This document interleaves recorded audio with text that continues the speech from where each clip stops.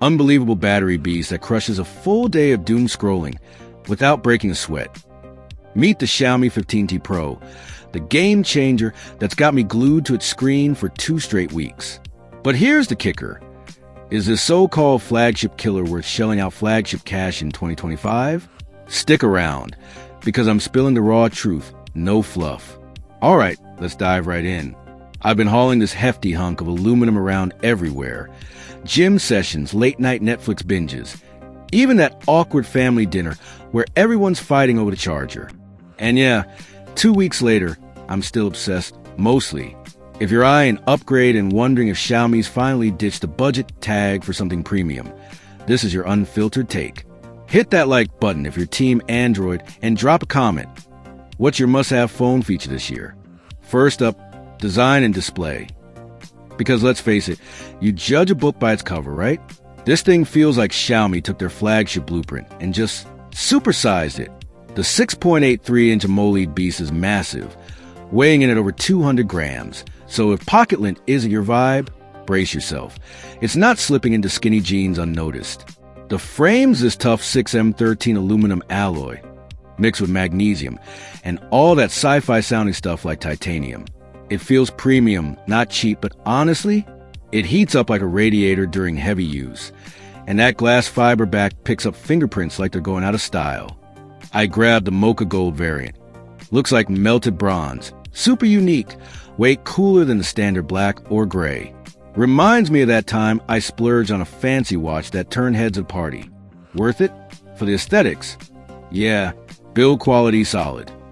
IP68 rating means it laughs at splashes and dust bunnies. No charge in the box, though, which is eco-friendly or whatever. But come on, Xiaomi, throw us a bone. You do get a pre-installed screen protector and a silicone case, so at least it's not arriving naked. Oh, and the square camera bump? It's chamfered now, less obtrusive than the old 14T, but still pokes out enough to wobble on tables. Annoying? A tad. But overall, it screams, I'm expensive without feeling fragile. Now, the display, this is where it flexes hard. 144 Hz refresh rate, 3,200 nits peak brightness, Gorilla Glass 7i up front. I took it out on a blindingly sunny hike last weekend, and guys, it was like staring into the sun, but actually reading text without squinting. Hit 3,194 nits in tests, 4th brightest I've ever clocked, right behind some ultra monsters. Scrolling TikTok feels buttery smooth. Colors pop like they're on steroids. 477 ppi means no pixel peeping here. The optical fingerprint scanner's quick, though not as snappy as ultrasonic ones on pricier flagships. Face unlock? Works. But don't trust it with your banking app. It's just a selfie cam doing the heavy lifting. Rhetorical question. Why settle for dim, choppy screens in 2025 when this thing turns your palm into a mini IMAX? If you're a media junkie, this display alone might seal the deal. Shifting gears of performance. Because nothing kills a vibe faster than lag when you're knee-deep in Genshin Impact. Under the hood, MediaTek's Dimensity 9400 Plus on a 3nm node, paired with 12GB RAM and up to 1TB UFS 4.1 storage. On paper, it's gunning for Snapdragon 8 Elite thrones, and day-to-day, silky smooth. Apps launch instantly, multitasking 20 tabs while streaming Spotify, no sweat. But benchmarks? It dominated stress tests early on, but thermal throttling kicked in like a bad hangover. CPU scores trailed the Xiaomi 15 Snapdragon by a hair, closer to last year's chips. During my 2-week gauntlet, editing 4K clips, gaming marathons, it got toasty, like holding a fresh coffee. Not unbearable, but I popped it on a stand more than once. Still, Wi-Fi 7 and 5G screen future-proof. If you're not a benchmark nerd, it'll feel flagship fast. Me? I pushed it hard editing a vlog, and it held up better than my old Pixel ever did. Solid win, but not mind-blowing. Camera time, like a Magic or Smoke and Mirrors. Triple setup, 50 megapixel main with OIS, same sensor as the flagship 15, 50 megapixel periscope telephoto at 5x zoom, and a 12 megapixel ultra-wide. Front's 32 megapixel for those flawless selfies. Snapped a sunset over the city last week, and the main cam nailed exposure. Details sharp as a tack. Colors natural. No that oversaturated Instagram filter nonsense. Dynamic range?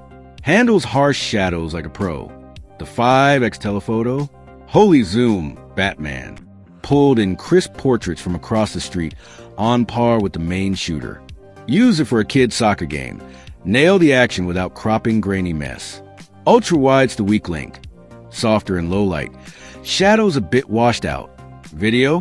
8K per 30 frames per second or 4K per 60 with rock-solid stabilization.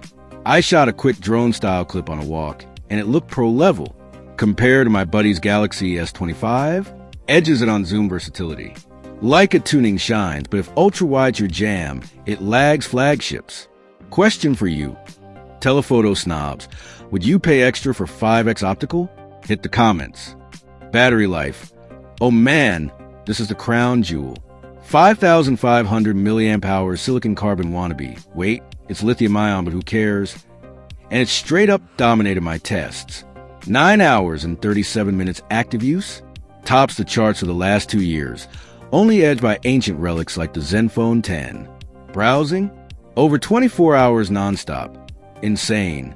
I went from morning emails to midnight YouTube without a top-up, and that's with 5G blazing.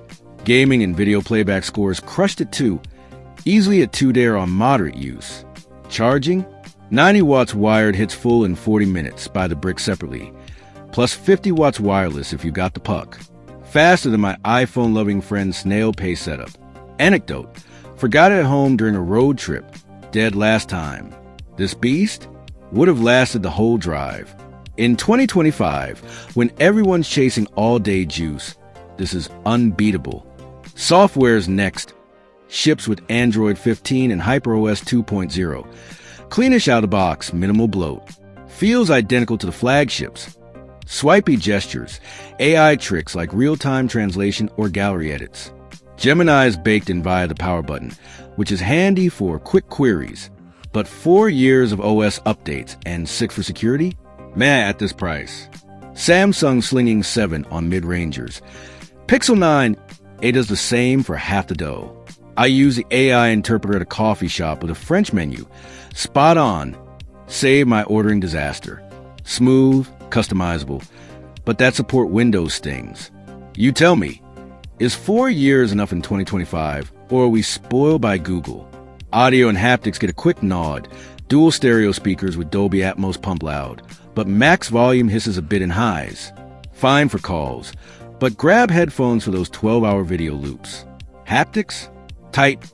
Punchy. Feels premium when typing or gaming. Now, the big one. Value in 2025. Sticker shock hits hard. The base 12 per 256 gigabytes new is 799 euros in Europe, about $807 US, climbing to $899 to $1,000 stateside on sites like Smartbree or Kimmerville. Offline, Media Market or Best Buy in the US/EU hover around $900 to $950. No wild variances yet. But deals are popping. Amazon UK is slashing 90 euros off the Pro, bundling freebies like a 150 euro Xiaomi Watch S4 or even a 32-inch TV for the 256 gigabytes model. Drops effective cost under 650 euros. In Germany, Xiaomi's Essen store had launch exclusives till early October, gifting up to 400 euro value for €1 extra. US? Best Buy is matching online at $899. Occasional 10% new user coupons on mi.com. Used markets heating up fast. 2 weeks post-launch, eBay and Swapalist mint 256 gigabytes units at $650 to $750. 512 gigabytes dipping to $700 on Facebook Marketplace. Back markets got certified refurb projected at $600 soon. Compare that. New at $900 feels steep next to Pixel 10, $799, longer updates, or Galaxy S25, $799, better ecosystem. But snag a deal and it's a steal. Telephoto, zoom, and battery you won't find cheaper. Affordable? Barely, unless you're hunting discounts. If you're value hunting, wait for Black Friday. Use flips the script from pricey to bargain. Wrapping this up 2 weeks in, the 15T Pro is a beast in battery, display, and camera zoom, but that chipset throttle and short updates nag like a bad sequel. At full pop, it's no killer. Rivals like the S25 or Pixel 10 Edge on polish, and support for similar bucks. But if you score a bundle under $800 or a used gem at $700, hell yeah, grab it for the endurance alone. It's not perfect, but in a sea of sameness, it stands out. Still a good buy? For zoom freaks and battery addicts, absolutely. Otherwise, peep the vanilla 15T at €649. Saves cash without gutting the fun. What about you upgrading soon? Drop your thoughts below. Smash subscribe for more raw reviews. And I'll catch you in the next one. Peace.